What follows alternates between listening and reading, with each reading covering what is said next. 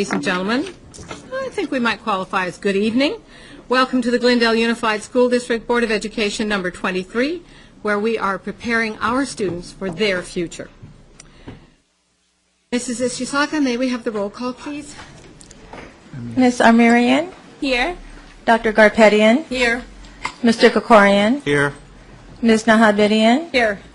Mrs. Walters? Here. Mrs. Boger? Present. And now we will have the Pledge of Allegiance led by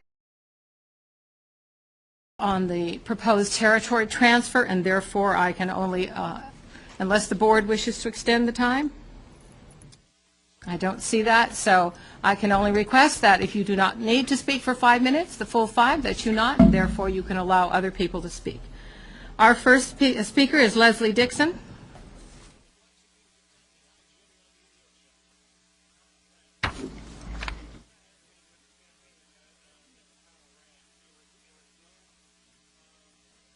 Hi, I'm Leslie Dixon, and I live at 2800 El Camino, La Crescenta. But actually, I'm here today to speak on behalf of Margaret Dixon, my mother-in-law, who lives at 4932 Ocean View Boulevard. She's in La Cañada and in the Sagebrush Territory. She asked me to speak here today because she's actually a Girl Scout troop leader of a bunch of Girl Scouts first graders at Mountain Avenue. Those children both live in Ocean View in La Cañada and also in La Crescenta, but yet they're able to unify and be in a Girl Scout troop together. Margaret Dixon first purchased her home back in the early 1980s. She specifically purchased her home because it was part of GUSD. She wanted her children to attend GUSD schools. And now her grandchildren are living there, and they're attending GUSD schools. So every morning, my niece and my nephew get up and they cross the street into the park, and they go to school right across the street from their house. And she just loves that. The park is used for many things, that they have play dates after school. They are able to wait for siblings to get out of school. They're able to use the pedestrian bridge and not have to get in their car and drive all the way to Palm Crest Elementary School. I understand most of you don't feel like that's a long drive, but once you've been used to walking across the street and not having to get in your car, put 3 children in car seats, that becomes quite a task. The park has played a huge part of the lives of these children, and not just their children, other children. My children go to Monte Vista Elementary School, but they have actually had field trips at that same park. My children are buddies with some of the children at Mountain Avenue, and they've had field trips to that park where they all get together and picnic together and have popsicles after having corresponded the entire year and practiced their letter writing skills. So there's children all over GUSD that have had spent time at that school. Not only is it used by the Mountain Avenue students, but it's used by joggers and runners as well, who are making use of the trails up into the mountains on both sides of Pickens Canyon. What has been really surprising to us, though, is that that open enrollment was offered to Sagebrush, and it was turned down by La Cañada. Most people don't know that. I've discussed that with people, and my mother-in-law wasn't aware of that either. And she is in La Cañada, and she was not made aware of that. This would have solved all concerns regarding community unity, while still keeping the property taxes low and property values high.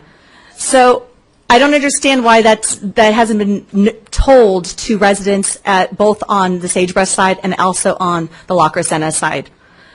In addition, if this transfer goes through, the property taxes are going to go up of the La Cañada residents, but that doesn't seem fair that they aren't able to vote on that or make a decision in that matter.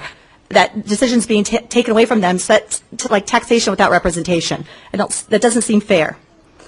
Finally, I keep hearing from residents of GUSD and parents of Mountain Avenue who don't know all the details surrounding this. They have no idea about the open enrollment. They have no idea that there's a lot transfer involved. They don't know any of these details. These are people that live across the street from Mountain Avenue. These are people who have children that go to Mountain Avenue. They are not aware. I understand that you've had meetings there. I understand you've had public meetings, but often those meetings are given with little to no notice, and there's other activities going on in our wonderful school system that they cannot get away from to attend.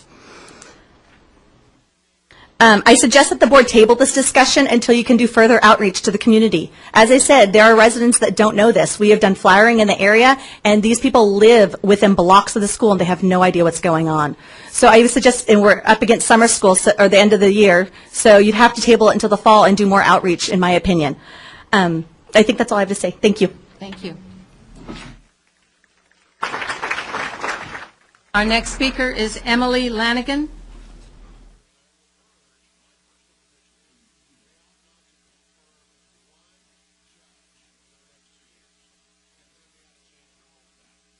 Thank you. My name is Emily Lanigan. I live at 3227 Marianne Street in La Crescenta. I was a second-generation student at Mountain Avenue Elementary. My family has lived in La Cañada and La Crescenta for the better part of 80 years. I have lived both on the La Cañada side of the canyon and on the La Crescenta side of the canyon. My concern here today is for the safety of the students at Mountain Avenue, both now and in the future. Currently, Mountain Avenue students have access to a little park across the bridge. We are calling it Mountain Avenue Park. It's part of their emergency evacuation plan. They use it to alleviate traffic, and they use it for educational enrichment and enjoyment. First and foremost, Mountain Avenue Elementary needs the park for emergency access. We know this.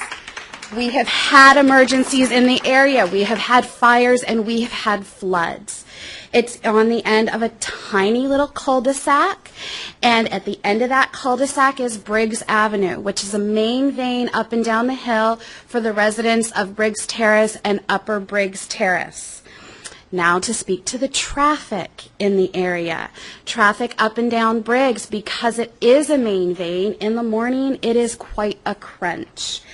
I recall driving down Briggs in the morning and turning on to Mountain Avenue to try to get in there, and it was so much of a crunch that often my mom would just stop the car and let us get out and walk those 2 blocks to school so that we wouldn't be late. At the time, there was a crossing guard, and for the kids who walked to school crossing Briggs, they would wait at the corner until the crossing guard would walk out with her little handheld stop sign and help them cross the street. Well, in the years since I've been at Mountain Avenue, which have been many, there is now a permanent stop sign because it's become so dangerous and traffic in the area has already increased. So I appreciate that they have made that consideration. Now, that Mountain Avenue Park across the bridge alleviates that traffic greatly. I cannot tell you how many times my own mother drove down Briggs, past Mountain Avenue, down Foothill, and up Ocean View to park at the park, where she would then walk across the bridge and pick us up without having to deal with the traffic in front of the school or us being put in peril because of the traffic in front of the school.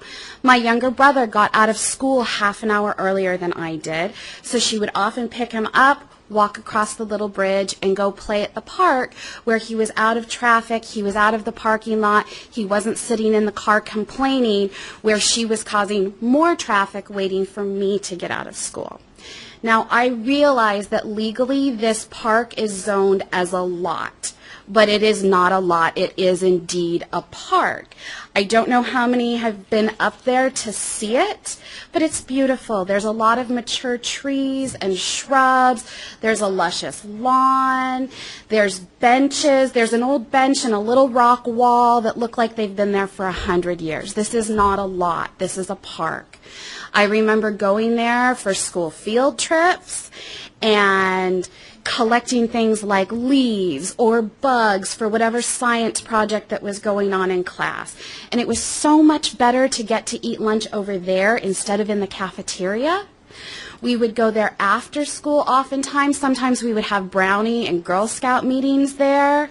We would sit there underneath the trees on the grass and have our whole Girl Scout meeting outside if it was a nice day.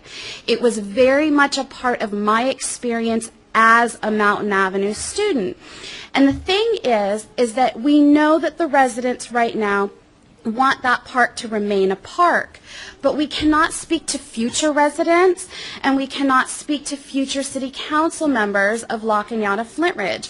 If that park were to transfer ownership to the city of La Cañada Flint Ridge, it would be their right and responsibility to act in the best interest of their residents, not act in the interest of a neighboring school in a neighboring district with students that don't belong to any of their residents.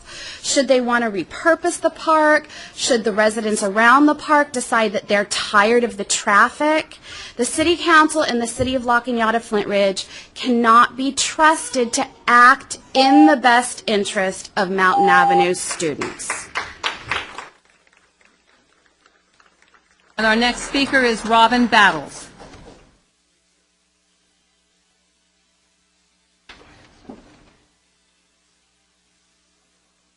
Good evening, Robin Battles, President, Crescenta Valley Town Council. I was asked by Letitia Strong, a parent from Mountain Avenue Elementary, to read you this letter, but because you have so many speakers on this issue, I'm not going to read you the whole letter, just a portion that she felt was the strongest to be communicated. And she's saying to the school board, I beg the GUSD to consider the park as sacred school property that cannot be sold. It is vital to the Mountain Avenue community from the standpoint of emergency planning. It is an important drop-off and pick-up point for families and is a beautiful place to engage in learning and to enjoy nature for our children that attend Mountain Avenue. Can anyone in good conscience and with the best interest of the students in mind vote to sell the park, which is such a vital part of Mountain Avenue's school family? That's how she ends her letter. I will hand this off to you. Two other points that I would like to make. I did hand President Boger a letter from Supervisor Antonovich, and Supervisor Antonovich in that letter states that he supports the position that Crescenta Valley Town Council has taken on this transfer. Okay? And then lastly, there's been lots of rumors, lots of speculation from both sides that are not accurate, and these rumors do not benefit any of our children. So what I would like to ask this school board, would you put together, please, a new FAQ and get us all updated and squash the rumors so that both of our communities can clearly sit down together and say, this is good, this is right, and we are all up to date. We would greatly appreciate that. Thank you very much. James Pack.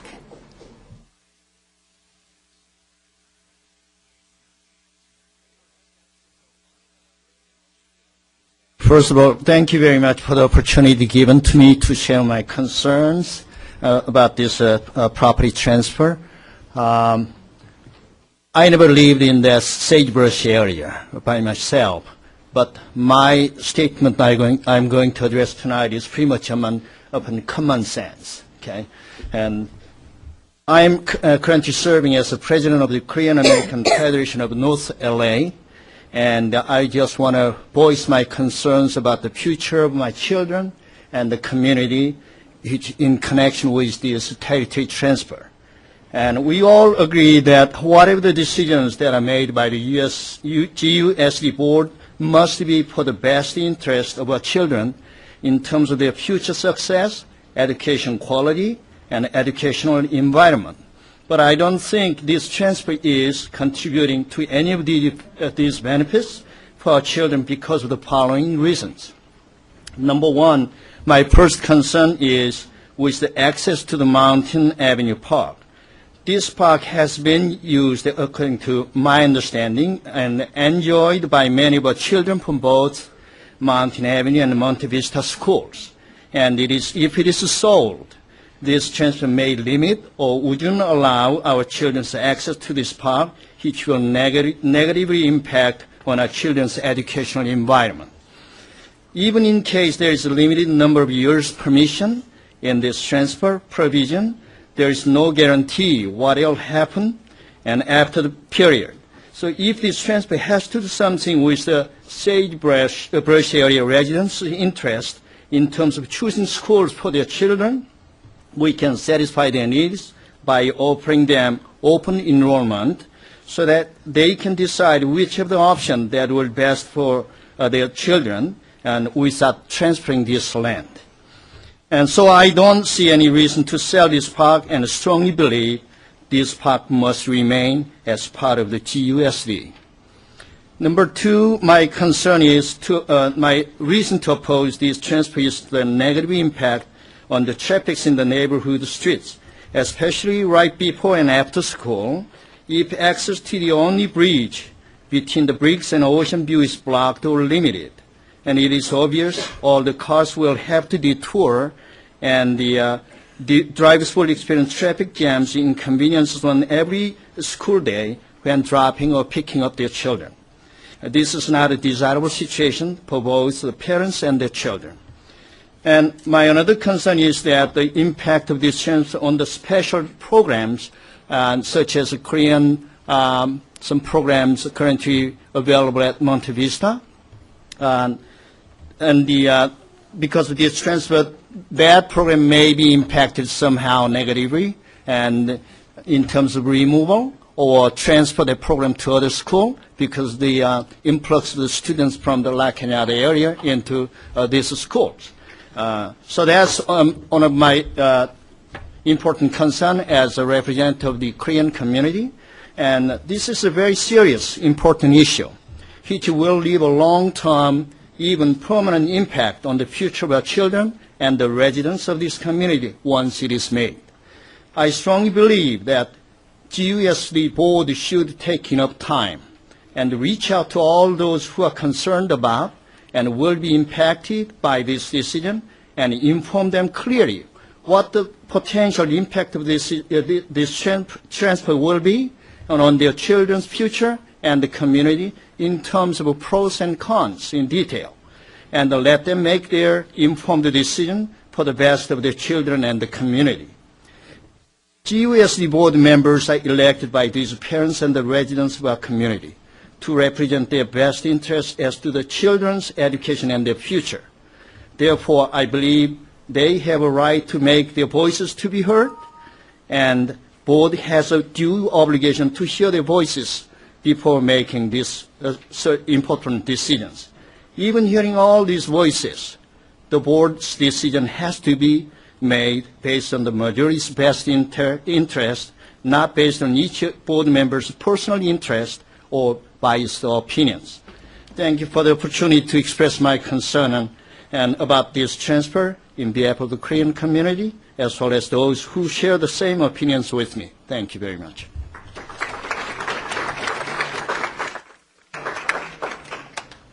Our next speaker is Melinda Forster.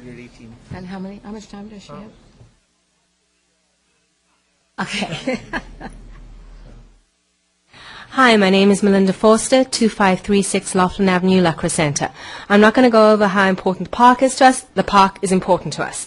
I think what happened to me as a Mountain Avenue parent, at the beginning of this, I felt like we were fighting a losing battle.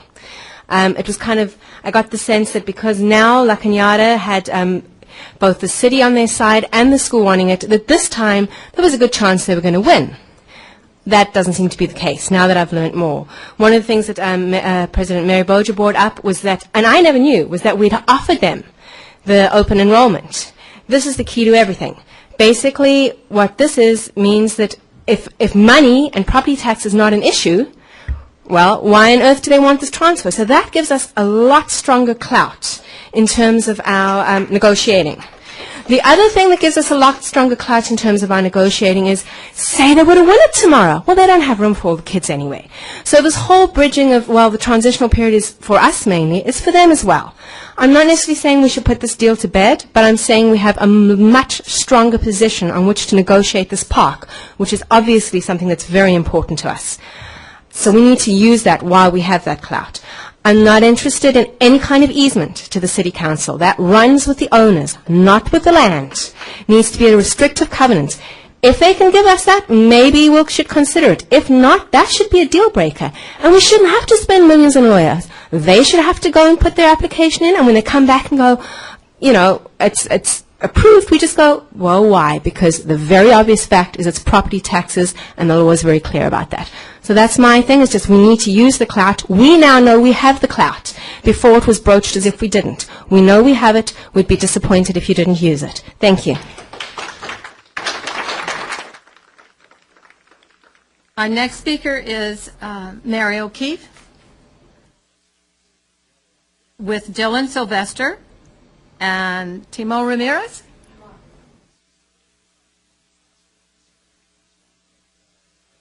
No, This is prom plus. this is Prom Plus. Okay, so this is, On the sagebrush issue, Dr. Sheehan? 3 minutes, and our speaker is Sarah Orth.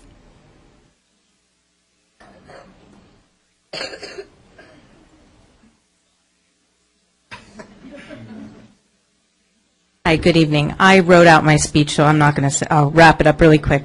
I'm here, my name is Sarah Orth. I live at 3257 Washington Place in La Crescenta. I'm a parent at Mountain Avenue Elementary School, but I'm also president of the Foundation Mountain Avenue Committed to Kids that supports the school. And I wanted to bring some data tonight to share with the GUSD board with just how much MAC, over the last 6 years, we've invested more than $425,000 in the school programs. And since over the last 6 years with the recession, we are taking on more and more what we would see as operating costs. And I want the board to be aware of what the trends are for MAC and what we've been funding, because obviously with the sagebrush transition, we are concerned that we might not be able to sustain that level of support. 35% of our funding this year came from the families living in the sagebrush area. So if we don't have a plan in place and the board doesn't have a plan in place, we may see programs just vanish. And we are covering things like our librarian and our copy machine and our website, not very sexy items, frankly, but they're things we need to make our school go. So I have a detailed spreadsheet, which I know you'll love to see, with lots of numbers on it for you. And then the final thing is that PTA and MAC combined, we've invested over $25,000 in the park. We've put in lighting for safety, we put in fences, we put in irrigation, we've done all kinds of things. And we do feel if this property is sold that there should be some retribution to the parent-led groups that invested so heavily in that property.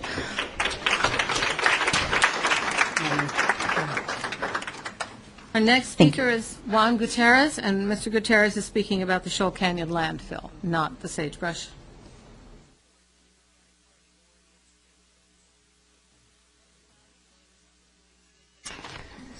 Esteemed members of the board, I'd like to thank you for providing this time to take in comments from the community. My name is Juan Gutierrez, and I work in this building as an interpreter and translator for the Intercultural Office. I've only been working here since October of last... I have one more speaker for sagebrush, and there is minute 20. a minute and 20 seconds left for Rihanna Jorban. Is that correct? Rihanna? Oh, I beg your pardon. Oh, it's an N. I'm sorry. My name is Ryan Jorban. I live in La Crescenta off of Briggs. You guys have heard from me now multiple times. I'm here again. I'll be here every time I need to be here. We are moving too fast. There is something going on. The fact that La Cañada does not want school of choice makes me very suspicious of their reasons for wanting this transfer. So we need to ask ourselves what those reasons are. As another speaker said, we are in the power position at this point. I am not saying that we kill this deal. I'm not saying we go to litigation. I'm saying that we have the same kind of plan for Mountain Avenue, for the park, and for the plan that they do for their ideas and their side. I don't know what their ideas are. Their ideas don't make sense with what we have offered. So the lawyer in me is pretty sure something is fishy and that we don't know everything that's going on that side. And until we do, until we understand that, and until we have a plan for our park and our school, we should not be jumping at making their plans occur. So I'm asking that, as others have, that we table this discussion. We don't need to go to litigation, but we do need to know exactly what's going on for both sides before we make this decision. Thank you. Thank you.